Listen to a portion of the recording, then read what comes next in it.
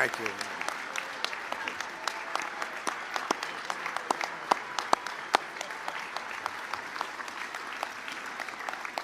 Well, thank you very much.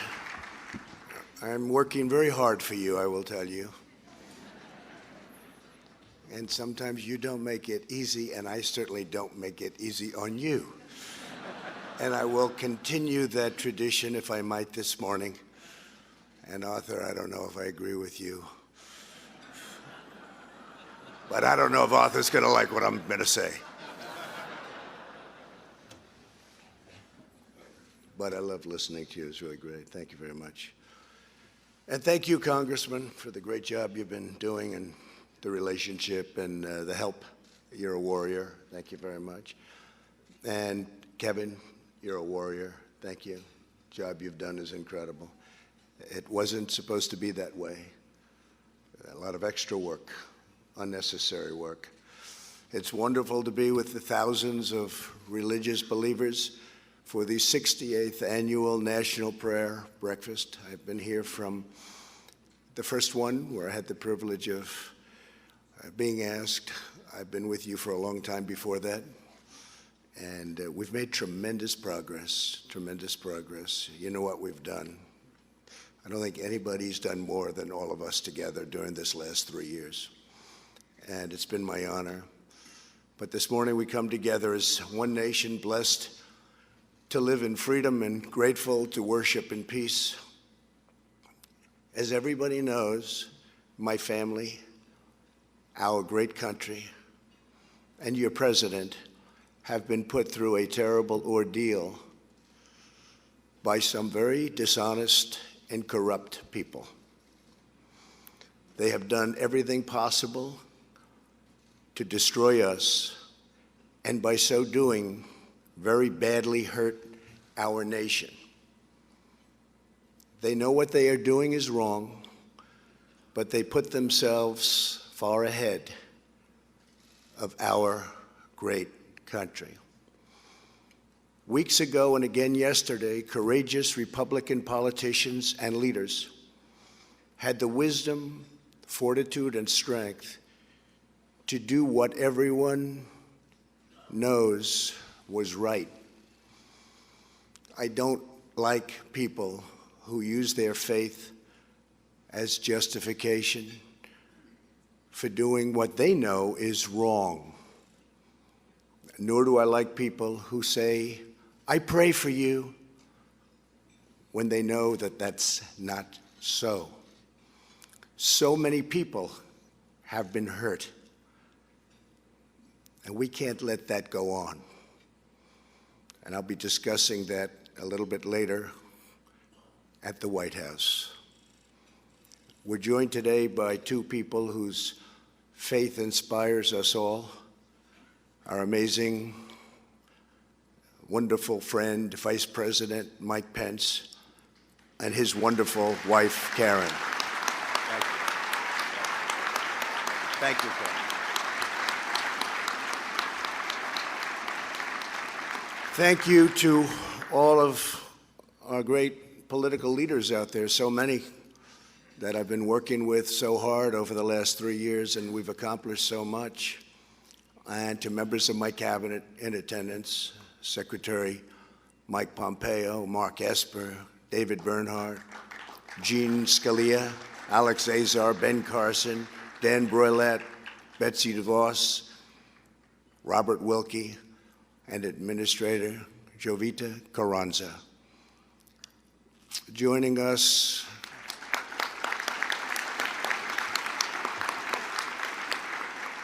for this cherished tradition are a lot of friends in the audience. Many really have become friends. They are political leaders. They become great friends. That's all I get to meet anymore.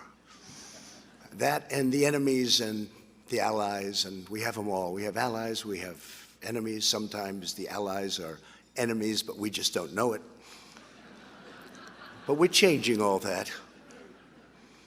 But thank you all, and thank you all for being here. I also want to welcome foreign dignitaries from more than 140 countries. That's something. Something.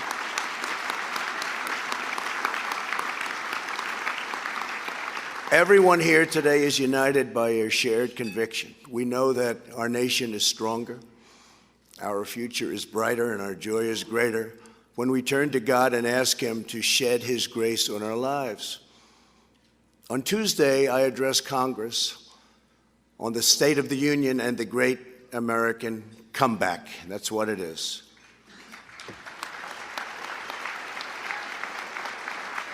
Our country has never done better than it is doing right now. Our economy is the strongest it has ever been. And for those of you that are interested in stocks, it looks like the stock market will be way up again today. According to the latest Gallup poll that just came out a little while ago, a few minutes ago, American satisfaction is at the highest level ever recorded. Can you imagine? And that's from Gallup, no friend of mine.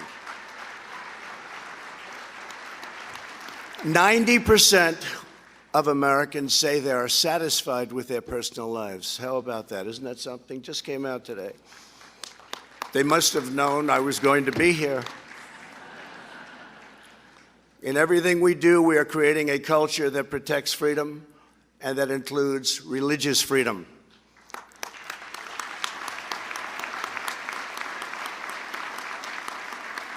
As I said on Tuesday in the House chamber, in America, we don't punish prayer. We don't tear down crosses. We don't ban symbols of faith. We don't muzzle preachers. We don't muzzle pastors. In America, we celebrate faith. We cherish religion. We lift our voices in prayer. And we raise our sights to the glory of God.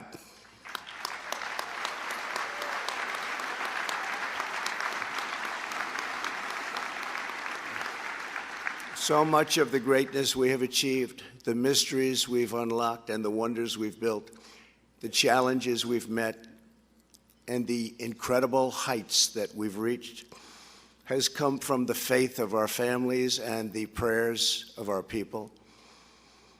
Before America declared independence, patriots in all 13 colonies came together in days of fasting and prayer. In the bitter cold of Valley Forge, Washington and his men had no food, no supplies, and very little chance of victory. Reminded me a little bit of 2016. We had very little chance of victory, except for the people in this room, and some others believed we were going to win. I believed we were going to win. But what they did was have an unwavering belief that God was with them. I believe that too. God is with the people in this room. Before a single skyscraper rose up in New York City, thousands of poor American families donated all they could to build the magnificent St. Patrick's Cathedral.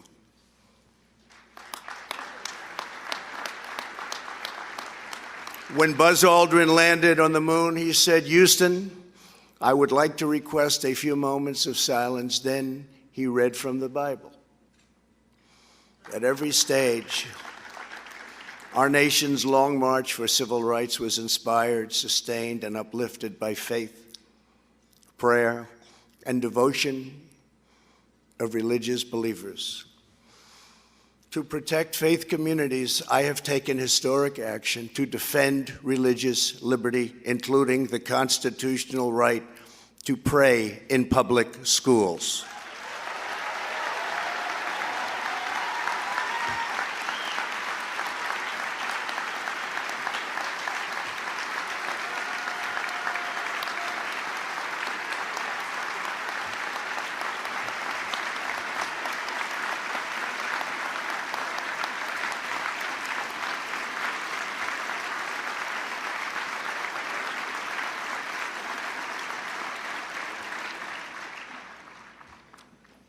We can also talk about the Johnson Amendment. We can talk about Mexico City policy. We've done a lot. But I also recently took executive action to stop taxpayer dollars from going to colleges and universities that spread the poison of anti-Semitism and bad things about Christianity.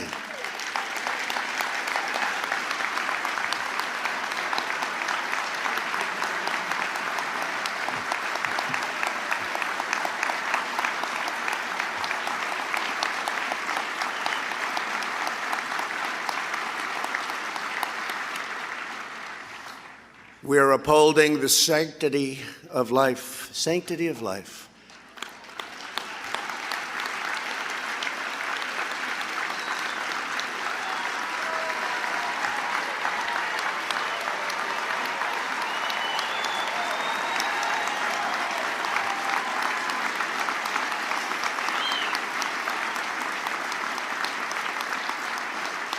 And we are doing that like nobody has ever done it before from this position.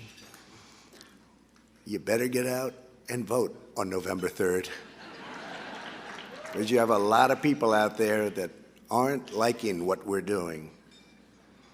And we're pursuing medical breakthroughs to save premature babies because every child is a sacred gift from God.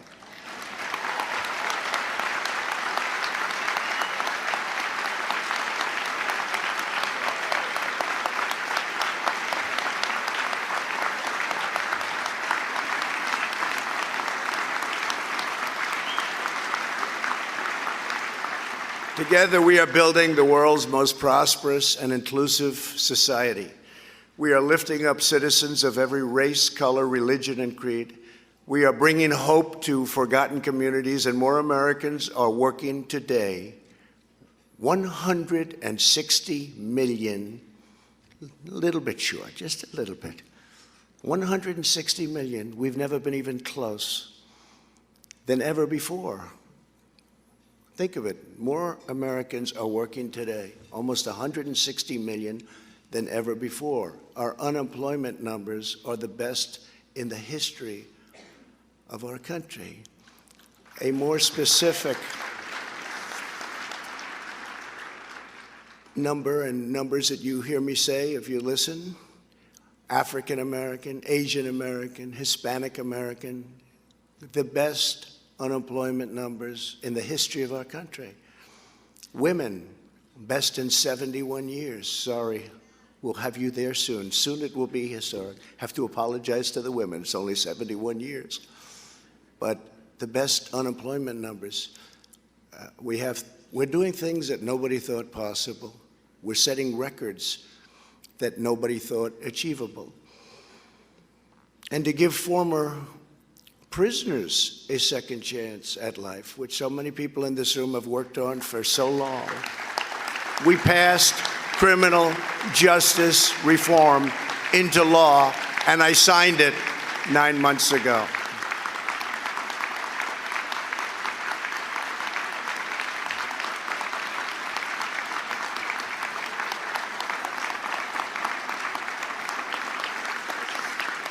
And it's proving more and more that America is indeed a nation that believes in redemption. What's happened with prisoners is a miracle. Prisoners would come out, nobody would give them a job. And oftentimes, most of the time, almost all of the time, they'd go back into prison. They'd get caught doing something bad. They had no money, they had no hope, they had no job. Now they're coming out into a booming economy. And employers are hiring them, and to a certain extent, maybe because they're having a hard time getting people.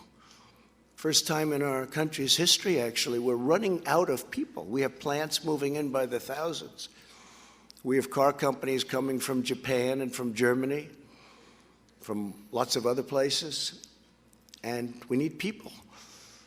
And employers are hiring prisoners, and they would have never done it except for what we've done with criminal justice reform, but even before that, because the economy has become so powerful. And these prisoners have done an incredible job. The employers are saying, why didn't I do this 20 years ago? So it's an incredible thing what's happening to people that are given a second chance, and sometimes a third chance, in all fairness. And it's something that everybody in this room should be very proud about, because You've always felt that way long before it was fashionable, so I want to thank you for that.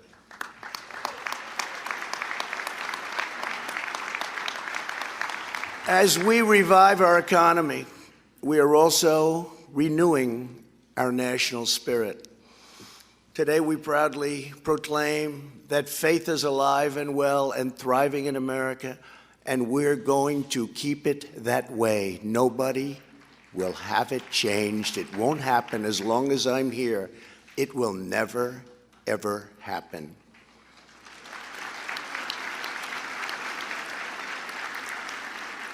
Something which wasn't done nearly enough, I could almost say wasn't done at all.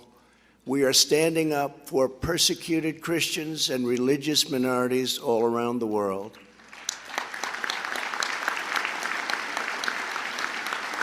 Like nobody has ever done. Last year at the United Nations, I was honored to be the first president to host a meeting of religious freedom.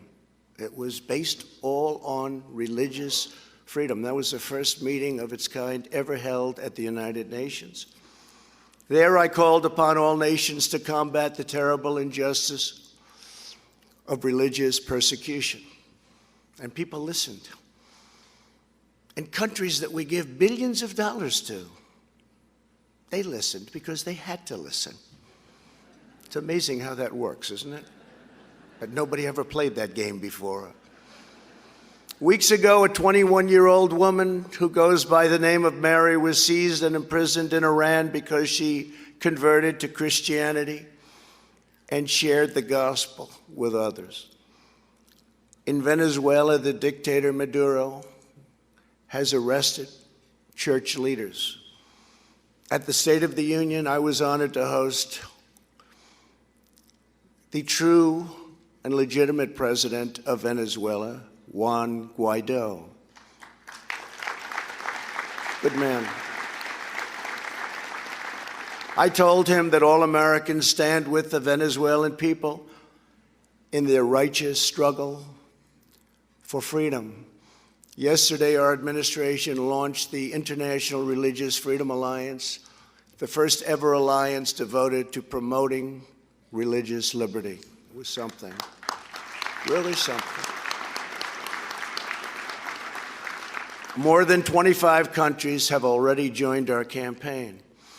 I want to thank Secretary of State Mike Pompeo, along with Ambassador Sam Brownback, who are both here this morning, for leading this historic initiative. Thank you very much. Thank you, Mike. Thank you. All of us here today reaffirm these timeless truths. Faith keeps us free. Prayer makes us strong. And God alone is the author of life and the giver of grace.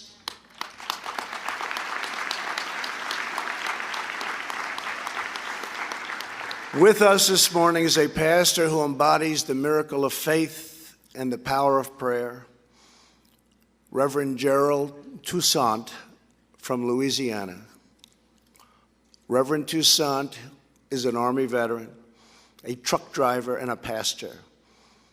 He leads the same church that his father led, Mount Pleasant Baptist Church, which has been a pillar of the community for more than 140 years.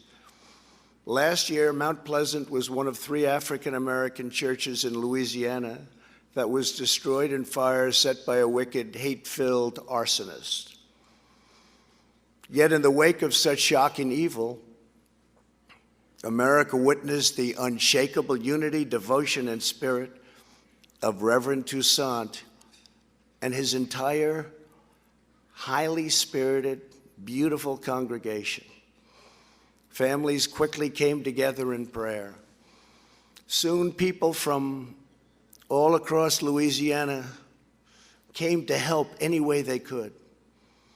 Americans in all 50 states and 20 different countries heard about it, and they donated more than $2 million to help rebuild Mount Pleasant and the other 2 churches that were there.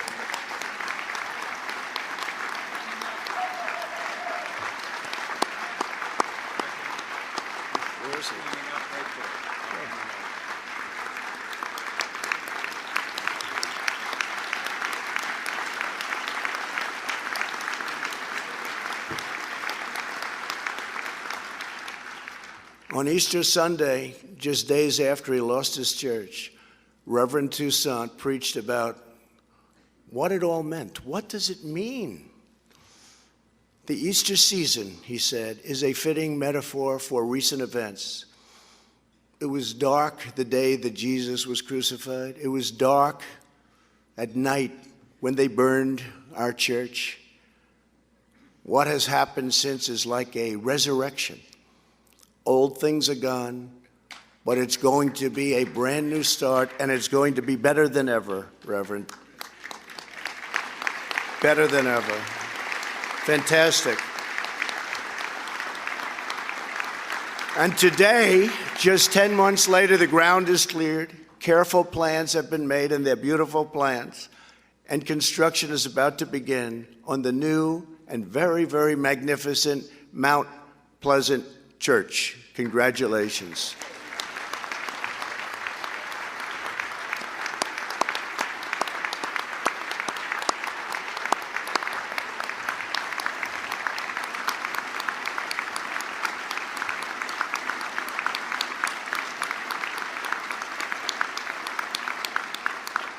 You know, the Reverend says that we're rebuilding because that's what Jesus does. He rebuilds.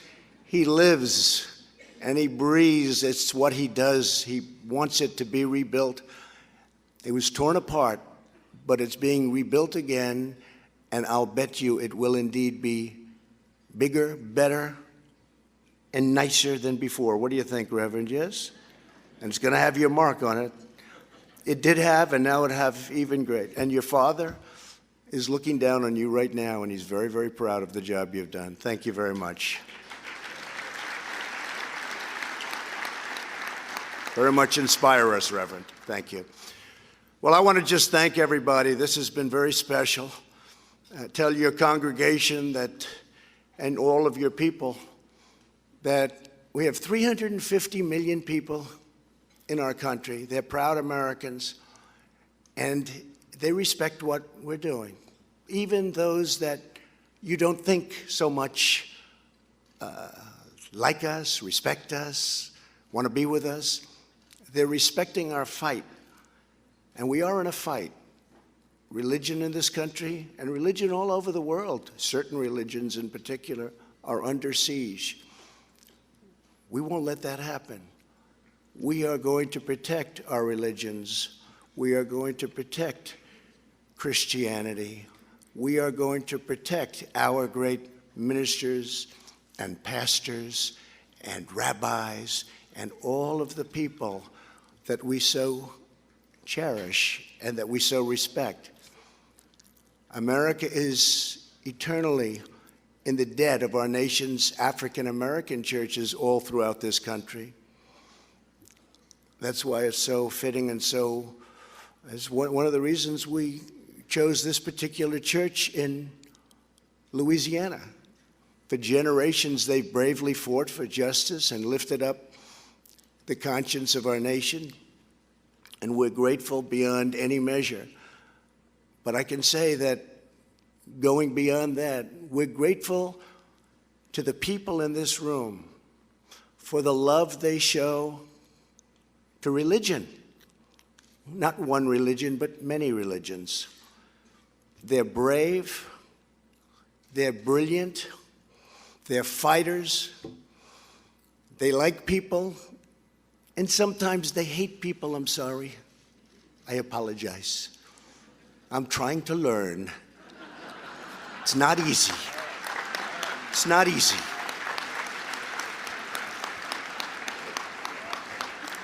When they impeach you for nothing, then you're supposed to like them. It's not easy, folks.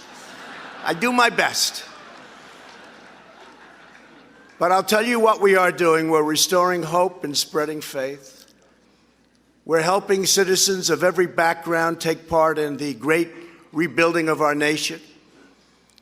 We're declaring that America will always shine as a land of liberty and light unto all nations of the world. We want every nation to look up to us like they are right now. We were not a respected nation.